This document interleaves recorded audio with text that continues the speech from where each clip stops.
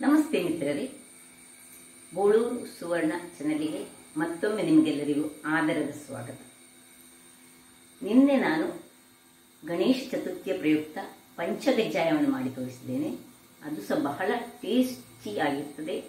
ಇವತ್ತು ನಾನು ಗಣೇಶನಿಗೆ ಅತ್ಯಂತ ಪ್ರಿಯವಾದ ಮೋದಕ, ನಿಮಗೆಲ್ಲ ಗೊತ್ತಿದ್ದ ಹಾಗೆ ಪದ್ಯಗಳಲ್ಲಿ ಆಗಲಿ ಅಥವಾ ಪುರಾಣ ಕಥೆಗಳಲ್ಲಾಗಲಿ ಮೋದಕ ಹಸ್ತ ಅಂದರೆ ಆತನಿಗೆ ಮೋದಕ ಎಂಬುದು ಬಹಳ ಪ್ರಿಯವಾದ ಒಂದು ಭಕ್ಷ್ಯ ಅಂತೆ. ಹಾಗಾದರೆ ಈ ಮೋದಕವನ್ನು ನಾನು ಎರಡು ಬಗೆಯಲ್ಲಿ ಅಂದರೆ ಅಕ್ಕಿ ಹಿಟ್ಟಿನಲ್ಲಿ ಮತ್ತು ಗೋಧಿ ಹಿಟ್ಟಿನಲ್ಲಿ ಹೇಗೆ ಮಾಡುವುದೆಂದು ಒಂದು ಸ್ಟೀಮ್ ಮಾಡಿ ಒಂದು ಫ್ರೈ ಮಾಡಿ ತೋರಿಸಿಕೊಟ್ಟಿದ್ದೇನೆ. ಅದು ಮೋಲ್ಡ್ ಇಲ್ಲದೆ, ಅಂದರೆ ನಮ್ಮ ಹತ್ರ ಎಲ್ಲರ ಹತ್ರ ಅದನ್ನು ಮಾಡುವಂತಹ ಮೋಲ್ಡ್ ಇರುವುದಿಲ್ಲ. ಅದನ್ನು ಕೈಯಲ್ಲಿ ಹೇಗೆ ಮಾಡಬಹುದು ಎಂಬುದನ್ನು ಈ ಸಂಚಿಕೆಯಲ್ಲಿ ನೀವು ನೋಡಿ. ಹಾಗಾದರೆ ಬನ್ನಿ ಮೋದಕವನ್ನು ಹೇಗೆ ಮಾಡುವುದೆಂದು ನೋಡೋಣ.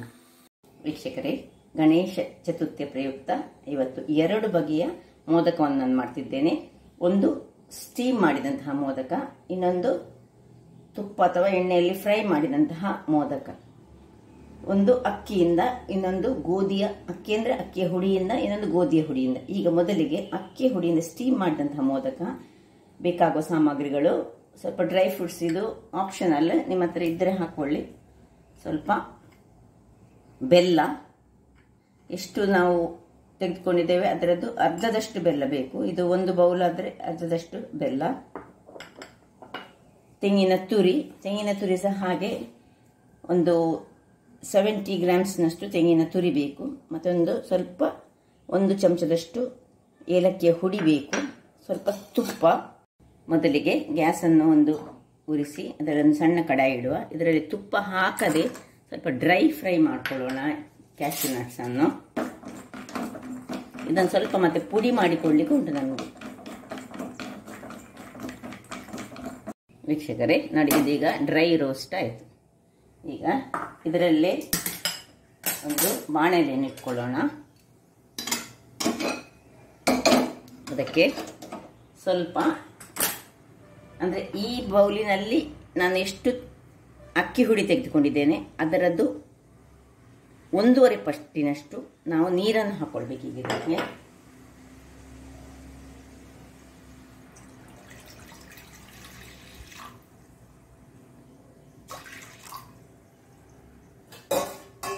ಈಗ ನೀರಿಗೆ ಸ್ವಲ್ಪ ಉಪ್ಪು,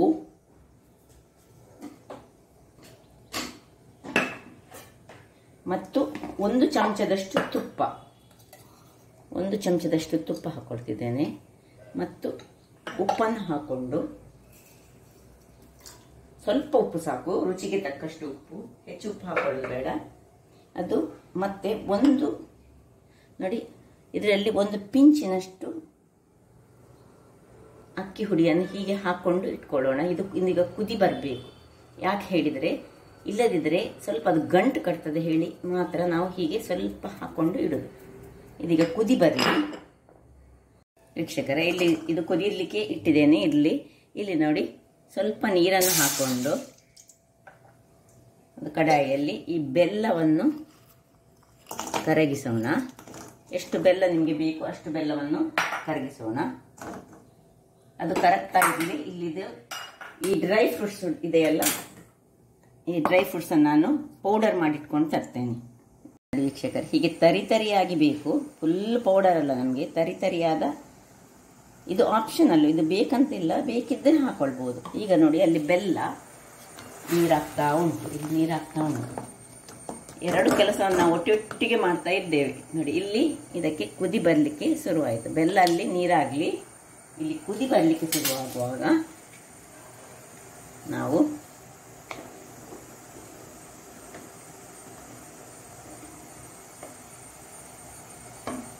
ಈ ಅಕ್ಕಿ ಹುಡಿಯನ್ನು ಇದಕ್ಕೆ ಸೇರಿಸಿಕೊಳ್ಳೋಣ.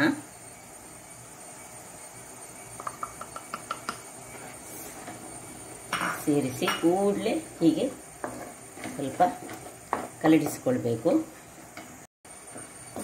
ಕಲಡಿಸಿ ಈಗ ನಾನೊಂದು ಮುಚ್ಚಳ ಮುಚ್ಚಿ ಒಂದು 5 ನಿಮಿಷ ಇದನ್ನು ಹೀಗೆ ಇಡ್ತೇನೆ. ಮತ್ತು ಗ್ಯಾಸನ್ನು ಆಫ್ ಮಾಡ್ಕೊಳ್ತೇನೆ. ವೀಕ್ಷಕರೇ, ಇಲ್ಲಿ ನೋಡಿ, ಬೆಲ್ಲ ನೀರಾಯಿತು.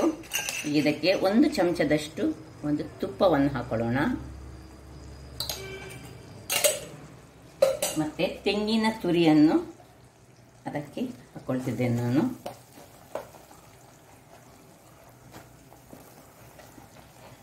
ಒಂದು ಸಾಧಾರಣ ಒಂದು 70 ಗ್ರಾಮ್ಸ್ನಷ್ಟು ತೆಂಗಿನ ತುರಿ, ಒಂದು 75 ಗ್ರಾಮ್ಸ್ನಷ್ಟು ಯಾವುದು ಬೆಲ್ಲ. ಈಗ ಏಲಕ್ಕಿಯ ಪುಡಿಯನ್ನು ಇದಕ್ಕೆ ಸ್ವಲ್ಪ ಹಾಕೊಳ್ಳೋಣ. ಏಲಕ್ಕಿಯನ್ನು ಗುದ್ದಿ ಏಲಕ್ಕಿ ಪುಡಿಯನ್ನು ಹಾಕ್ಕೊಳ್ತಿದ್ದೇನೆ. ನಾನು ಆಗಾಗಲೇ ಏಲಕ್ಕಿಯನ್ನು ಗುದ್ದಿ ಹಾಕ್ಕೊಂಡು ವೀಕ್ಷಕರೇ, ಇದನ್ನು ಈಗ ಆಫ್ ಮಾಡ್ಕೊಳ್ತಿದ್ದೇನೆ. ಈಗ ಇಲ್ಲಿ ಇನ್ನು ಈ ಕಟ್ ಮಾಡಿದಂತಹ ಅಂದರೆ ಮಿಕ್ಸಿ ಮಾಡಿದಂತಹ ಈ ಡ್ರೈ ಫ್ರೂಟ್ಸ್ನ ಪುಡಿಯನ್ನು ಈ ಹೊತ್ತಿನಲ್ಲಿ ಹಾಕೊಳ್ಳೋಣ. ಈಗ ಈ ಮೋದಕಕ್ಕೆ 2 ಮೋದಕಕ್ಕೆ ಸಹ ಹೂರಣ ಒಂದು ರೆಡಿ ಆಯಿತು ನೋಡಿ.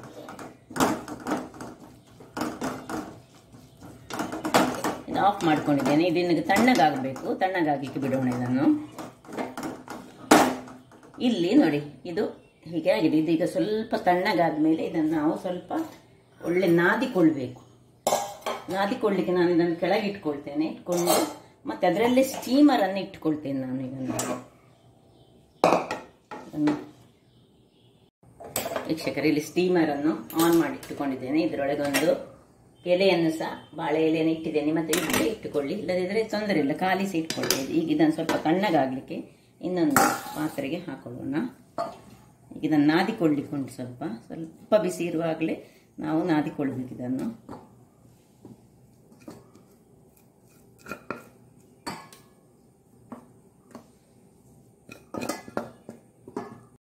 ನೋಡಿ ಸ್ವಲ್ಪ ತಣ್ಣಗಾಗಿದೆ.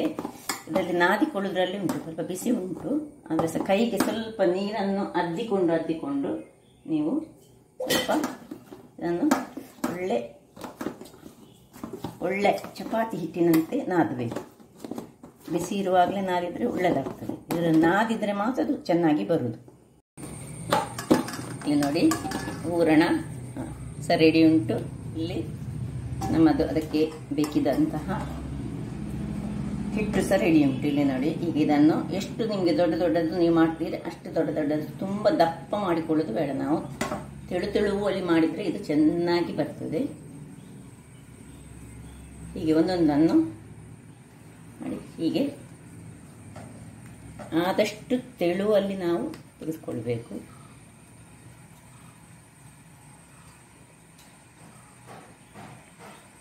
ನಿಮ್ಮ ಹತ್ರ ಕೇಸರ್ ಇದ್ರೆ ಕೇಸರ್ ಅನಿಸಿದಕ್ಕೆ ಇಟ್ಕೊಳ್ಬೋದು ಮೇಲೆಗೆ. ಮತ್ತೆ ಈಗ ನೋಡಿ ಹೀಗೆ ಆದಷ್ಟು ತೆಳುವಲ್ಲಿ ಮಾಡುವ. ಯಾಕೆ ಹೇಳಿದರೆ ಇದನ್ನೀಗ ನಾವು ತುಂಬಿಸುವಾಗ ಮತ್ತೆ ತಿನ್ನುವಾಗ ಅದು ದಪ್ಪ ಬರ್ತದೆ ಇಲ್ಲದಿದ್ದರೆ. ಅದಕ್ಕಾಗಿ ಆದಷ್ಟು ತೆಳುವಲ್ಲಿ ಮಾಡಿಕೊಂಡು,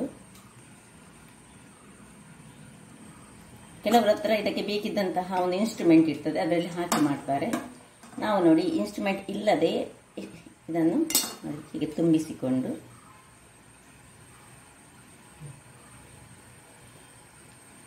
ಹೀಗೆ ಮಾಡಿಕೊಳ್ಳುವುದು.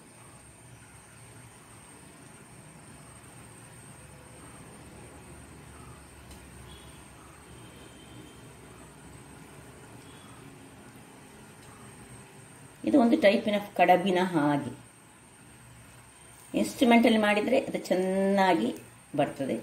ಈಗ ನಾವು ಕೈಯಲ್ಲಿ ಮಾಡಿದರೆ ಸಹ ಅದು ಚೆನ್ನಾಗಿ ಬರ್ತದೆ.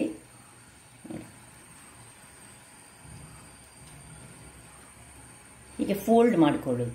ಫೋಲ್ಡ್ ಮಾಡಿ ಎಲ್ಲ ಫೋಲ್ಡ್ ಆದ ಮೇಲೆ ನೋಡಿ ಇಲ್ಲಿ ಮೋದಕದ ಶೇಪ್ ಬಂದಾಗ ಇದನ್ನು ಸ್ವಲ್ಪ ಪ್ರೆಸ್ ಮಾಡಿಕೊಂಡು ನೋಡಿ ಹೀಗೆ ಇಟ್ಟು ಇದನ್ನು ಮೇಲಿನಿಂದ ಒತ್ತಿಕೊಳ್ಳೋದು.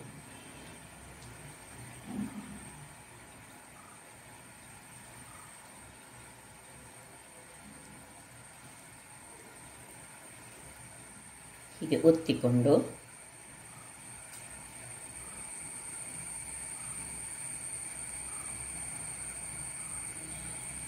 ಈ ಫೋರ್ಕಿನ ಸಹಾಯದಿಂದ ನಿಮಗೆ ಬೇಕಿದ್ರೆ ನೋಡಿ ಇನ್ನೊಂದು ಹೀಗೆ ಒಂದು ಕಟ್ಸ್ ಕೊಟ್ಟರೆ ಮೋದಕ ಚೆನ್ನಾಗಿ ಬರ್ತದೆ. ನೋಡಿ ಒಂದೊಂದು ಕಟ್ ಕೊಟ್ಟು ಇಲ್ಲಿ ಇದನ್ನು ಲಾಕ್ ಮಾಡಿಕೊಳ್ಬೇಕು. ಹೀಗೆ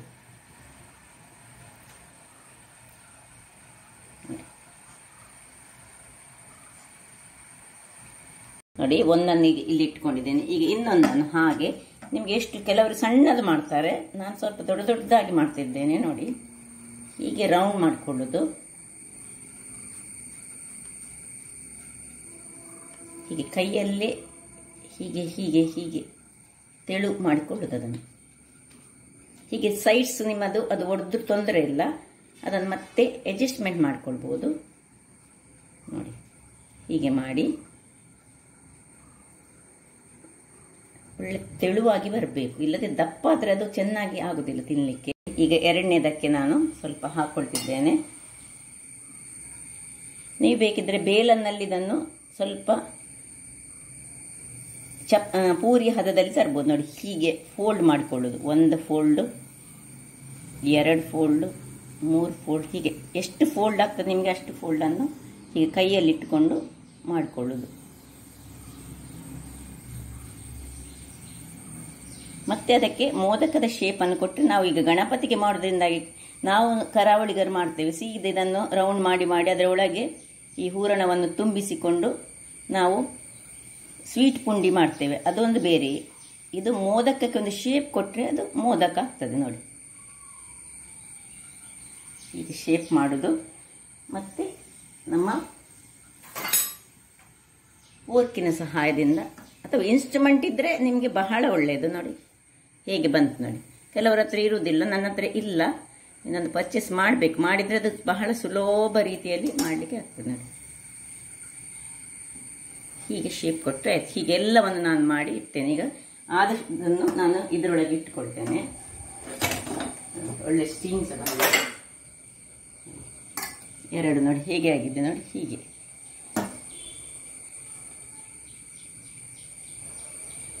ಈಗ ಉಳಿದದನ್ನು ನಾನು ಮಾಡಿ ನಿಮಗೆ ತೋರಿಸ್ತೇನೆ. ನೋಡಿ ವೀಕ್ಷಕರೇ, ನೋಡಿ ಇಷ್ಟು ಒಟ್ಟು 1 2 3 4 5 6 7 8 ಒಂದು ಬೌಲ್ನಲ್ಲಿ 8 ಮೋದಕ ಆಗಿದೆ. ನೋಡಿ ಹೇಗೆ ಬಂದು ನೋಡಿ. ನಿಮಗೆ ಅದು ಕಷ್ಟ ಆಗೋದಾದರೆ ನೀವು ಆ ಪೋಕಲ್ಲಿ ಹೀಗೆ ಮಾಡಿದರೆ ಚೆನ್ನಾಗಿ ಬರ್ತದೆ. ನೋಡಿ ಈಗೆಲ್ಲವನ್ನು ನಾನೀಗ ಬೇಯಿಸ್ತಿದ್ದೆ. ನೀವು ಸಪೋಸ್ ನಿಮ್ಮ ಹತ್ರ ಕೇಸರಿ ಇದ್ದರೆ ಇಲ್ಲೊಂದೊಂದು ಕೇಸರಿ ಇಟ್ಟರೆ ಸಹ ಬಹಳ ಚೆನ್ನಾಗಿ ಬರ್ತದೆ. ಇಟ್ಕೊಳ್ಬೋದು. ಒಂದೊಂದು ಬೇಯ್ತಾ ಇರುವಾಗಲೇ ಒಂದೊಂದು ಎಳೆಯಷ್ಟು ಕೇಸರನ್ನು ಇಲ್ಲಿ ಇಟ್ಟರೆ ಅದೊಂದು ಬಹಳ ಚೆನ್ನಾಗಿ ಬರ್ತದೆ. ಈಗ ನಾನು ಇಡ್ತಾ ಇಲ್ಲ, ನಾನು ಸಿಂಪಲ್ ಆಗಿ ಮಾಡ್ತಿದ್ದೇನೆ. ನೋಡಿ ಹೀಗೆ ಗಣಪನಿಗೆ ಬೇಕಿದ್ದಂಥ ದೊಡ್ಡ ದೊಡ್ಡದಾದದನ್ನೇ ಮಾಡಿದ್ದೇನೆ ನಾನು. ಇನ್ನೀಗ ಒಂದು 25 ನಿಮಿಷಗಳ ಕಾಲ ಇದನ್ನು ಸ್ಟೀಮಲ್ಲಿ ಬೇಯಿಸೋಣ.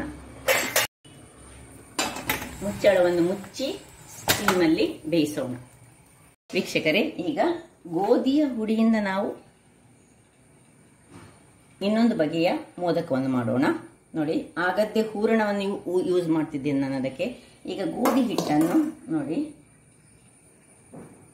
ಹಾಕೊಂಡು ಅದಕ್ಕೆ ಸ್ವಲ್ಪ ಉಪ್ಪನ್ನು ಹಾಕೊಳ್ಳೋಣ. ರುಚಿಗೆ ತಕ್ಕಷ್ಟು ಉಪ್ಪು ಮತ್ತು 1 ಚಮಚದಷ್ಟು ತುಪ್ಪವನ್ನು ಹಾಕೊಳ್ಳೋಣ. ಈಗ ತುಪ್ಪವನ್ನು ಒಳ್ಳೆಯದಾಗಿ ಹೀಗೆ ಕ್ರಂಬಲ್ ಮಾಡಿಕೊಳ್ಳೋಣ. ಈಗ ನೀರನ್ನು ಉಪಯೋಗಿಸಿ ಇದರ ಡೋ ಅನ್ನು ತಯಾರಿಸೋಣ.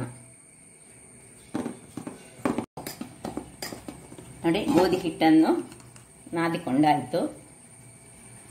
ಏನಿಲ್ಲ, ಇದು ಸ್ವಲ್ಪ ಬಹಳ ಸುಲಭವಾಗಿ ಮಾಡುವಂತಹದ್ದು. ಈಗ ಒಂದು ಸ್ವಲ್ಪ ದೊಡ್ಡ ದೊಡ್ಡದಾದ ಉಂಡೆಗಳನ್ನು ಮಾಡಿಕೊಳ್ಳೋಣ. ಪೂರಿಗಿಂತ ದೊಡ್ಡದು ಬೇಕು ನಮಗೆ.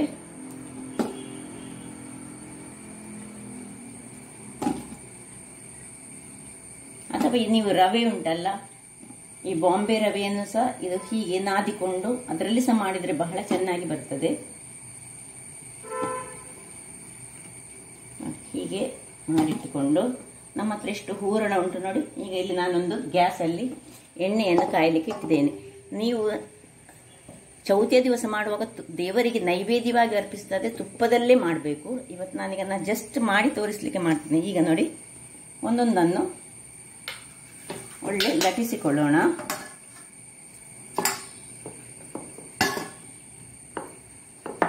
ಇದು ತುಂಬ ಸುಲಭ. ಅದಾದರೆ ಅಕ್ಕಿದ್ರೆ ಅದು ಸ್ವಲ್ಪ ಕೈಗೆ ಅಂಟಿಕೊಳ್ತದೆ. ಆದರೆ ಇದು ಹಾಗಲ್ಲ ನೋಡಿ, ಏನು ಚೆನ್ನಾಗಿ ನಮಗೆ ಎಷ್ಟು ನೀವು ಅಗಲಕ್ಕೆ ಮಾಡಲಿಕ್ಕೆ ಆಗ್ತದೆ ಅಷ್ಟು ಮಾಡ್ಬೋದು. ರೌಂಡಲ್ಲಿ ಮಾಡಿಕೊಂಡು ಈಗ ನೋಡಿ ಇದರ ಒಳಗೆ ತೆಳುವಾಗಿ ಮಾಡಿಕೊಳ್ಬೇಕು ಆದಷ್ಟು. ಇದರ ಒಳಗೆ ಸ್ವಲ್ಪ ಹೂರಣವನ್ನು ತುಂಬಿಕೊಳ್ಳೋಣ ನೋಡಿ. ಆಗ ಉಳಿದದ್ದೇ ಇದನ್ನು ನೀವು ಹೀಗೆ ಉಂಡೆಗಳಾಗಿ ಮಾಡಿ ಹೀಗೆ ಸಹ ತುಂಬಿಸಿಕೊಳ್ಬಹುದು. ಹೀಗೆ ತುಂಬಿಸಿಕೊಂಡು ನೋಡಿ ಇದನ್ನು ಹೀಗೆ ಹೀಗೆ ಹೀಗೆ ಮಾಡಿಕೊಂಡು ಹೀಗೆ ಫೋಲ್ಡ್ ಮಾಡೋದು. ಇನ್ನು ಸ್ವಲ್ಪ ದೊಡ್ಡ ಉಂಡೆ ಮಾಡಿದರೆ ಸಹ ಒಳಗೆ ಹೂರಣ ಎಷ್ಟು ಬೇಕು ಅಷ್ಟನ್ನು ನೀವು ತುಂಬಿಸಿಕೊಳ್ಬಹುದು.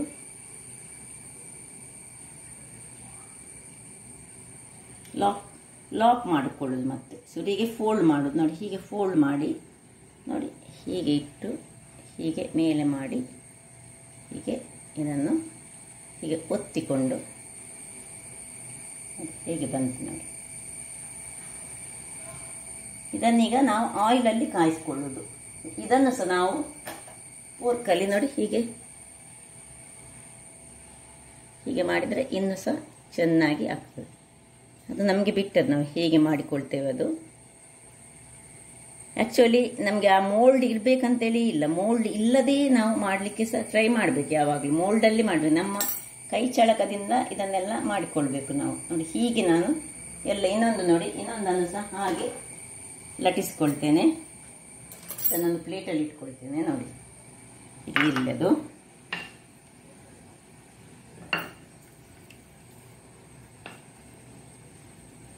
ಇನ್ನು ಸ್ವಲ್ಪ ಅಂಟುತ್ತದೆ ಆದರೆ ನೀವು ಅದಕ್ಕೆ ಸ್ವಲ್ಪ ಗೋಧಿ ಹಿಟ್ಟನ್ನು ಪುನಃ ಸಿಂಪಡಿಸಿಕೊಂಡು ಮಾಡಬಹುದು.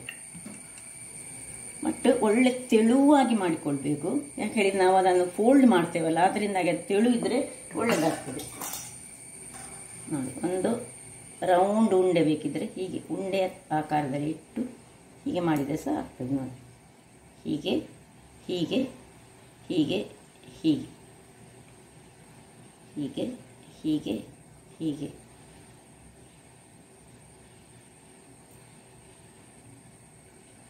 ಹೀಗೆ ಬರ್ತದೆ. ಹೀಗೆ ಇದನ್ನು ಎತ್ತರಕ್ಕಿಟ್ಟುಕೊಂಡು ಇಲ್ಲಿ ಮಾತ್ರ ನೀವು ಹೆಚ್ಚು ದಪ್ಪ ಬಿಡಬಾರ್ದು. ದಪ್ಪ ಬಿಟ್ಟರೆ ಅಲ್ಲಿ ನಮಗೆ ಅದು ಮತ್ತೆ ತಿನ್ನುವಾಗ ಒಳ್ಳೆಯದಾಗುದು. ಇದು ತೆಳುವಾಗಿ ಉದ್ದಕ್ಕೆ ಹೀಗೆ ಮುಖದ ಹಾಗೆ ಬರಬೇಕು.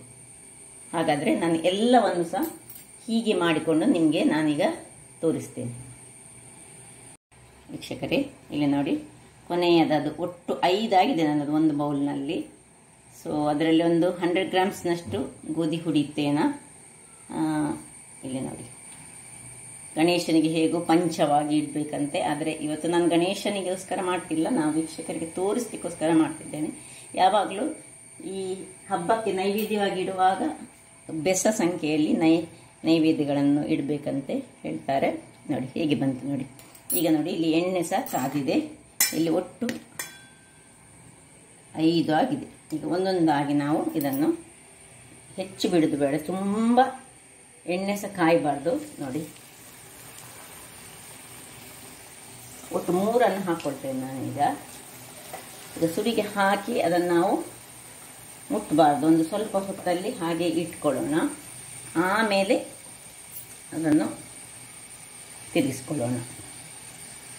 ವೀಕ್ಷಕರೇ ನೋಡಿ, 2 ನಿಮಿಷಗಳ ಬಳಿಕ ನೋಡಿ ಇದನ್ನು ತಿರುಗಿಸ್ಕೊಳ್ತಿದ್ದೇನೆ ನಾನು.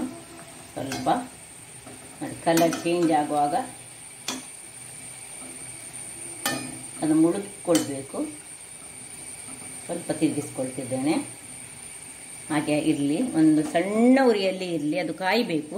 ಇಲ್ಲದ ಒಳಗಿನ ಭಾಗ ಕಾಯುವುದಿಲ್ಲ. ಅಂದರೆ ಒಳಗೆ ನಮ್ಮದು ಹೂರಣ ಇರೋದು, ಬಟ್ ಫುಲ್ ಲೇಯರ್ಸ್ ಉಂಟಲ್ಲ, ಅದು ಕಾಯಬೇಕು ನಮಗೆ. ಅದಕ್ಕೆ ಸ್ವಲ್ಪ ನಾವು ಹೀಗೆ ತಿರುಗಿಸ್ಕೊಳ್ಳೋಣ.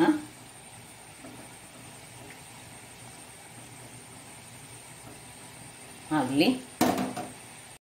ನೋಡಿ ವೀಕ್ಷಕರೇ, ಒಂದು ಸಣ್ಣ ಉರಿಯಲ್ಲಿಯೇ ನಾನು ಇದನ್ನು ಬೇಯಿಸಿದ್ದು. ನಿಧಾನಕ್ಕೆ ಒಂದೊಂದಾಗಿ ತೆಗೆದುಕೊಳ್ಳೋಣ.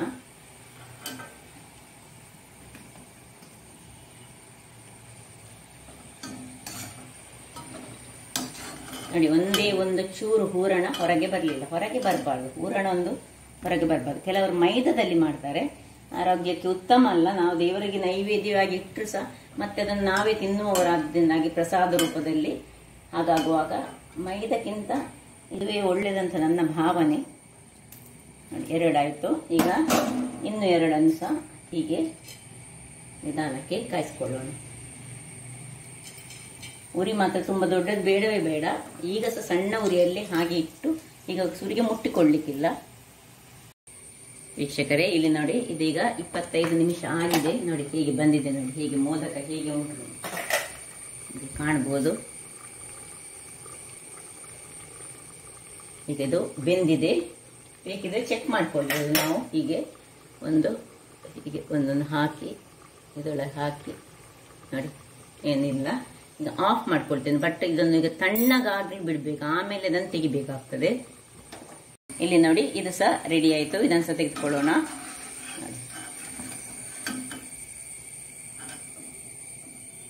ಇದು ಗೋಧಿ ಹುಡಿಯಿಂದ ಮಾಡಿದಂತಹ ಮೋದಕ. ಇದು ರೆಡಿ ಆಯಿತು. ಇಲ್ಲೀಗ ನಮ್ಮದು ಅಕ್ಕಿಯ ಮೋದಕ ಸಹ ರೆಡಿಯಾಗಿದೆ. ಅಕ್ಕಿಯಿಂದ ಮಾಡಿದಂತಹ ಮೋದಕ ಸಹ ಒಂದೊಂದಾಗಿ ತೆಗೆದುಕೊಳ್ಳೋಣ.